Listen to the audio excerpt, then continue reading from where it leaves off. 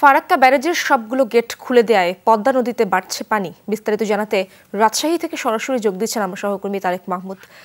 তারেক, সমতলে পানি বৃদ্ধির হার কেমন দেখছেন এবং কি বলছে কর্তৃপক্ষ এ ব্যাপারে?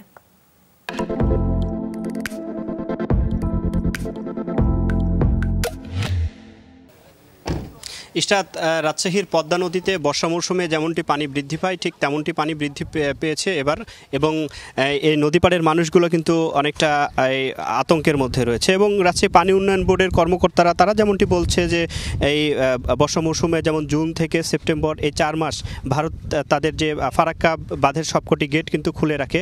এবং আমি কথা বলেছি রাজশাহী পানি উন্নয়ন বোর্ডের প্রধান প্রকৌশলী মুখলিসুর রহমানের সাথে। তিনি যেমনটি বলেছেন যে আজকে পানির যে উচ্চতা সেটি পরিমাপ করা হয়েছে 16.30 সেন্টিমিটার, যা বিপদসীমার 1.25 মিটার নিচে রয়েছে। এছাড়াই যে বন্যা মোকাবেলায় সকল ধরনের যে প্রস্তুতি তারা রেখেছেন, এবং রাজশাহীর পদ্মা নদীতে যেমন টিবা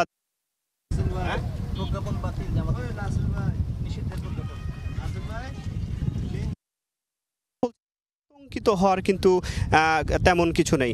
তবে আমি যতটুকু দেখেছি যে রাজশাহীর জেলার যে গোদাগাড়ি, পবা, চারঘাট, বাঘা উপজেলার মধ্য দিয়ে এই পদ্মা নদীর পাশ দিয়ে যে এই নদীগুলো থেকে অন্তত 10টি যে চর রয়েছে সেখানে 50,000 মানুষ কিন্তু বসবাস করে এই চর পরবর্তী এই চরের এলাকাগুলোতে।